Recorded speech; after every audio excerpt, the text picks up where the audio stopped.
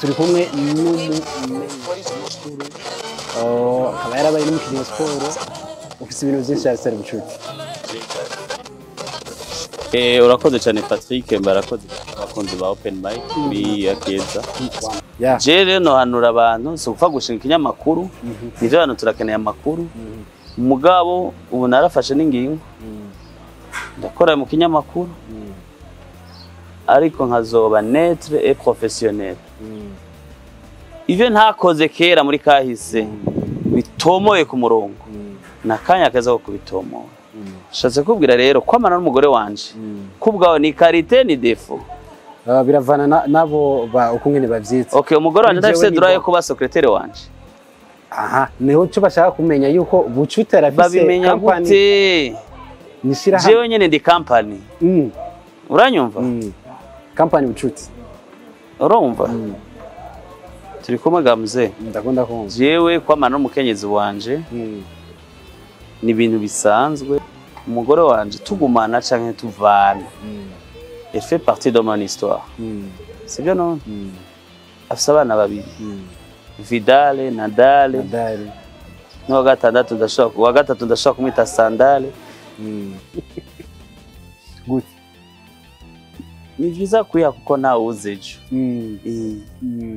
Uranyumva mugenzi? Kubera ko ushobora kwima ugapfejo. None musi ubutunzi bwande buzoja. Koko.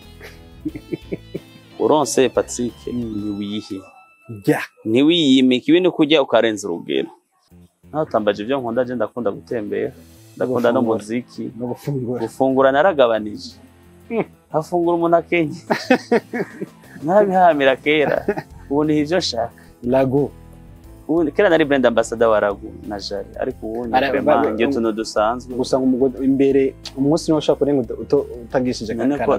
None ko nakoro wahe mugambi. Dusamara nariha.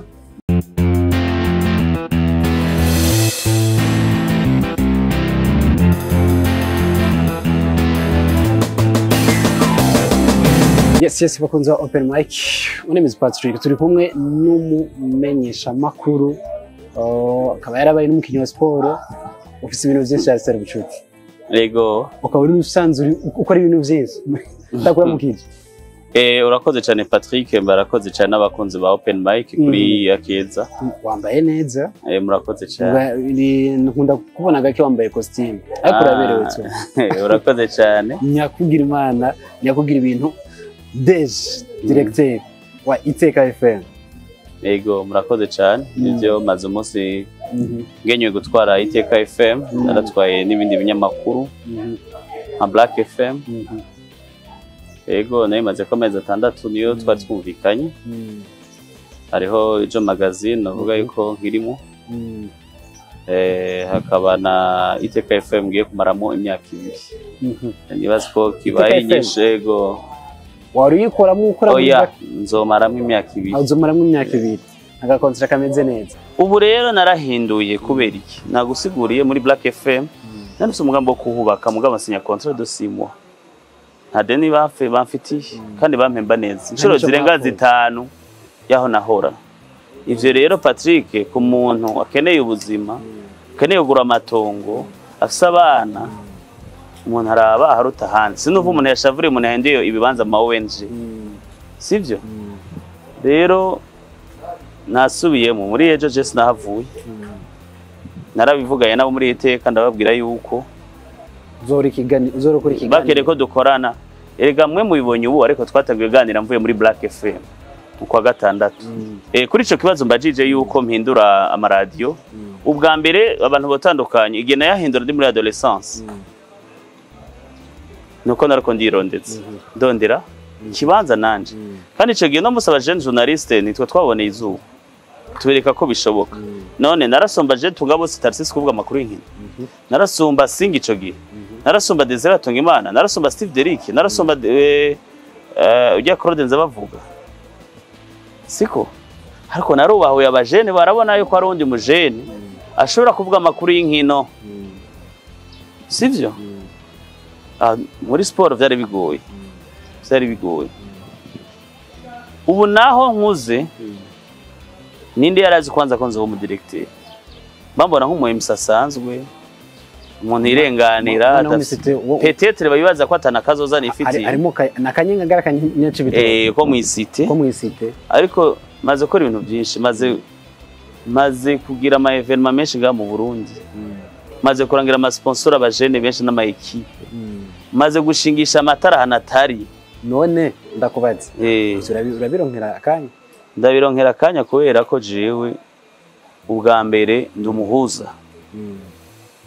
umukiriya n'ugurisha ugura n'ugurisha are benshi bakora muri ico gihe ndaga karorero nk'amatara y'Ingozi je ndashimiye urongo ya Singozi yarampaye nomination yuko noba nkujejwe marketing ya basket no barondera mu partenaire ndaronka ibanki irabashira ko amatara nta komisiyo yampaye ariko je abanyengozi ariko kina basket ari amatara president wabakabimbwira byarangyohiye siko uno munsi abantu nasabiye ubuzi muri journalisme bangana gute tutazafana ibintu canka ahandi hose abenshi bacha bavuga ati guhindura ukuntu wagira abo mu directeur ahantu ni byiza ni experience bakavuga ati bucuti niho shinga ikinyamakuru ciwe kafise experience nyinshi urakoze cyane uno munsi namambwira abantu gushinga ibinyamakuru ko bitoroshe ndabahanura abantu benshi cyane babaguza tunga babagenzi narabwiye abantu ntimugashinga ibinyamakuru mupanze kuko amatara ashobora gucika iyo lwayi ugasangira kugoye koronkezo miliyoni 3-4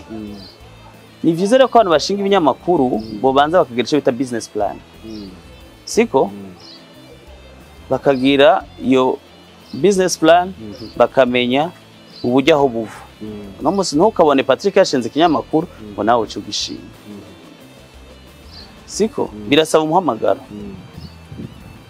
je rero no hanura abantu so gupfa gushinga ikinyamakuru nivyo abantu turakeneye amakuru mugabo ubu narafashe n'ingingo ndakora mu kinyamakuru ariko nkazoba netre et professionnel ivyo ntakoze kera muri kahise bitomoye ku murongo nakanya kaza ko kubitomora ndi mu bantu bake wanashaka abo tutumvikanye muri kahise ubu no musi tuganira nko ati bana twumvikanye twarankanye ariko dusubize hamwe kandi wankanye n'umuntu utabishaka wigumire muri bifu zawe ariko ushaka peace turiko turakura muga ntibizokwegera abana bacu rero no munsi abantu bose tumaze gukorana baramenyekanye naje narabamenyekanishije no munsi uravye aba boss twakoranye ngaha nta numwe afite izina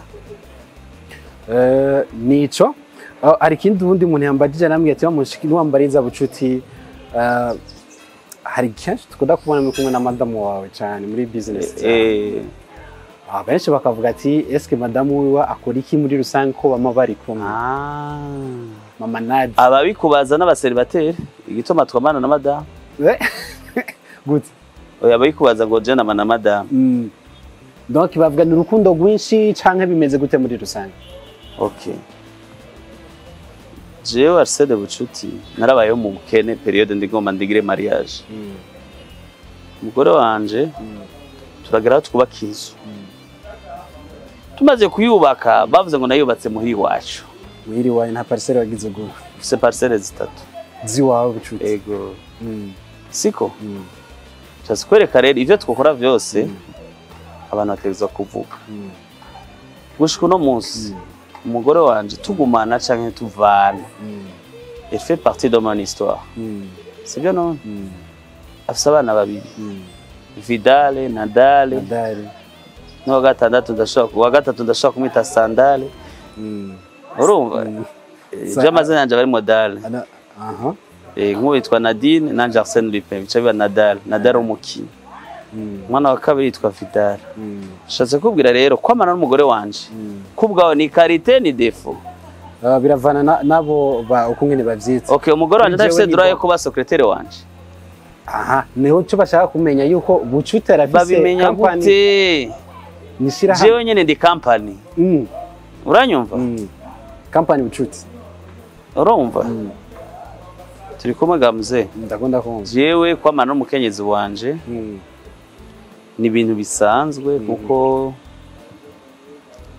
ndanamuhanuza ndashaka kumaza ati pick and pro aratomo yakambwira ati ntapanze kiba gihetse tuba duhejeje none wose umuhanuzi siko ashaka kuba ati umuntu aratomoye mu partenaire mwiza ni ijisho ryanje rero ni n'umutima wanje so abahora bibaza nibaza ko aronse nyishu abahora bibaza ko kwamana n'umugore wa bucuti ari brand muri ni company okay ko batambaze gituma namana na Armani sabo nivyo baravyibaza bakavuga ati ujya kwa riseriye bucuti kwa nawe ari umujene abavuga ati arimo avuga ngo ari seriye nako iyo muhuye ngo wewe ngo okay kubera iki amakarite yiwe okay turakeneye abantu batahura amakarite yacu gusoma amadefo yayo siko uno munsi abajene benshi barabakote nk'abo bakura bamwe intege nke mugabo ritunga ridasanzwe turi kumwe ejo ni waronka umukenyezi dufata biburaye bazavuga ko wabihawe n'ibikora so ndashaka rero mvuge yuko kuba ngenda n'umukenyezi wanje ahubwo mpimirije abandi bajene genda n'abagore babo ni vyiza cyane biratuma haba ukumvikana aho ngeze no munsi arafise mu ruhara sivyo nico gituma ku mwaka neza kumuruza indege tukaja gutembera kandi mwaragiye n'umuryango sinza mwari mubwiye ubu rero baturi ubu rero niko ndagusa navuye kure nakubwiye ko nigeze kubeshwa n'abaperezida bandi hiraraso none wari ubizi nakubwiye ko naya mamarshe ngira amapibisi nigeze kuyabura wari ubizi igihe naja mu rumonge kwabaye kwiyubaka gushasha urumva kwabaye kwiyubaka gushasha rero ivyo bihe bibi nabayemo yarambaye hafi ni vyiza kuya kuko nawe uzejo uranyumva mugenzi kubera ko ushobora kwima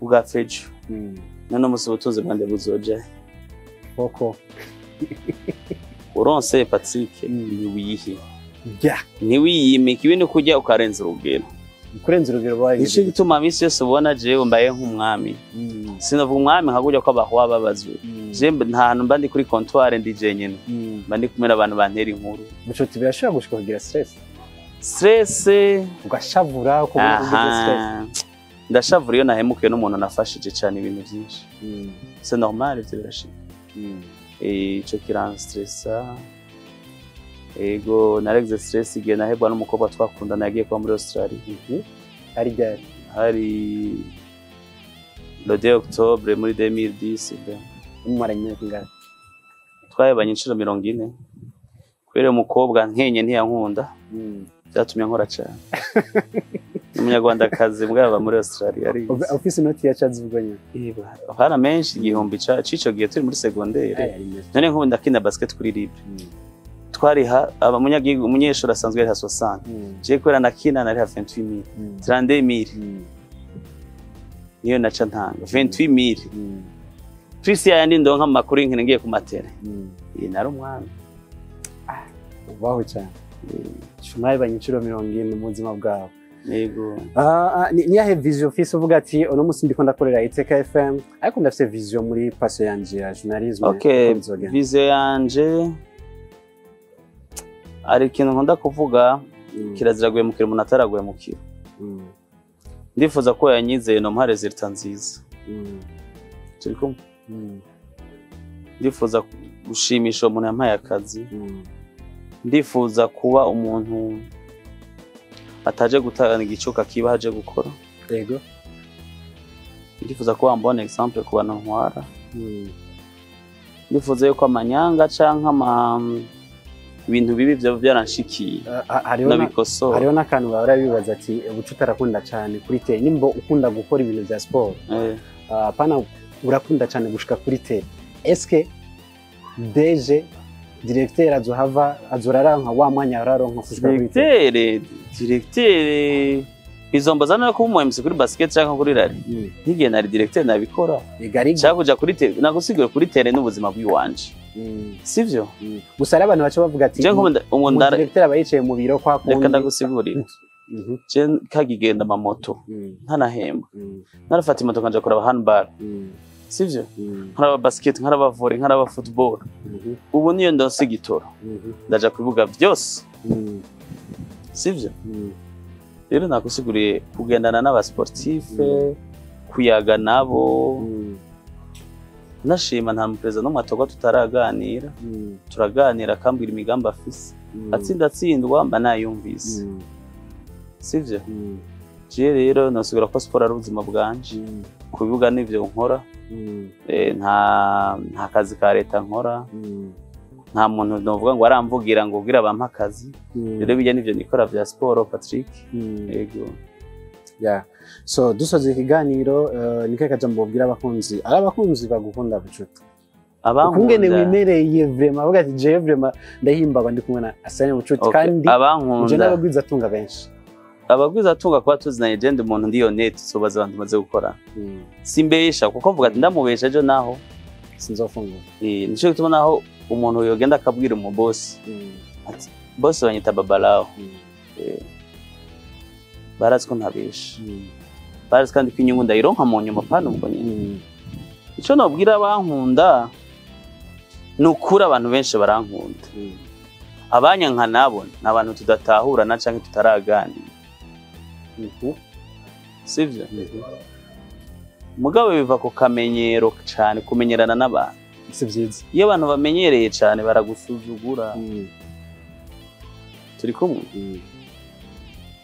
ariko no hanura abantu yuko kugira ufate iyo ngingo yo kwanka umuntu tohoza neza shishoza raba ko ibintu uri kuramwagereza cyane bituma umwanka ari byo ikinyo yari no ko abantu bahara banyanka nanandi polisi ubu narabagaruye ibintu bitoroshe cyane umuntu uzi ko kera nawe nibaza ko umuntu ameze neza ndagwa karorero hari umukobwa ntavuze izina yabwiye papa wiwe dusangira apanze muhira ngujya muzoshoborana kwe kwa mupaparaza arabimbwira ati umukobwa wanje yambwiye ngo ntitwoshoborana yega dusangiye byaciye biba neza arambwira ati mukuru narihenze ntinaka yakumbuye utari urumva jere ndo umuntu ari fidèle uzobaze wantwara muri Iteka Fm gushika none umunsi turacara abagenzi utwara Black FM gushika none umunsi turacara abagenzi sivyo mugabe igihe cyose nzoba nkeneye neza yiwanje n'umuryango wanje nzovugana ndafise uburenganzira bwo gukora ahantu ijana sivyo nkuje ndo mu concert ahantu sinavuga mugabo ni henshi rero uno burenganzira bwanje bwo gukora aho nshaka mu mwanya nshaka nkavira igihe nshaka atano umpanuje atari umukenyezi wanje n'abagenzi banje babampanura bafise uruhara mu iterambere ryanje igihe navuka jewe sinari soza wo mu directeur none urambaza CV yanje nta muntu araza ngo none ngo twibwire ngo witwa nde bibera akarorero keza n'abayobozi bakoresha abantu par mérite sivyo kuko ari abantu ashobora kwicara zikora 30 azohembwa umwimbuka bamuke mbwa ntamenye ko agize ubunebwe bikwegera na famille yiwe jere ndahimirije abantu gukora cyane hama bakunda ivyo bakora iyo je ntakunda journalisme ya sport simba naragiye n'ubwato muri Kongo naragiye n'umuduga naragiye n'indege naragiye n'amaguru kera mva muhira nja kuri Toyota ni ntambo gendura cyane urumva umuntu wese arafise okay umuntu aravuka agakura agapfa n'ibintu bitatu rero ubu jewe ndi mu rugendo rwanje mbona uriko uraraba urugendo rwa MC Babalawo Arsène Bucuti urujija uri critique the MC Babalawo uranyumva Patrick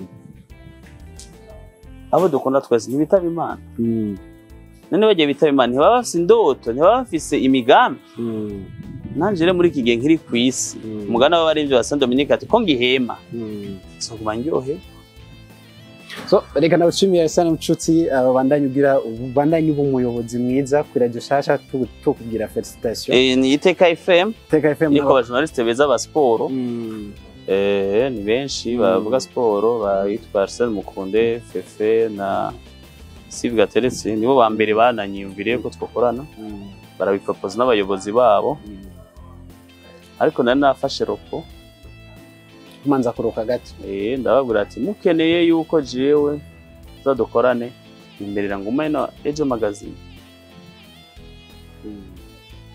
hama rero natambaje ibyo nkunda je ndakunda gutembera ndakunda no muziki no gufungura naragabanije hafungura umuntu akenye nabihamira kera ubu ni ivyo nshaka lago ubu kera nari brand ambassador wa Lago na Jari ariko ubu ngiye tuno dusanzwe gusa ngo imbere umunsi no ushaka kurenga utagishije kakara niko nakora wahe mugambi byose amara nariha ntaco nakoresha none abamuhira vungwaye nivuza kuri Brarudi aho mutama yakora umva nta kibazo namwe kunda gufungura iki cyo nkunda gufungura je nkunda gufungura kwa Milk Coffee inkoko n'ubugari kwa Milk so ikana gushimira se Imana guheza gwe asante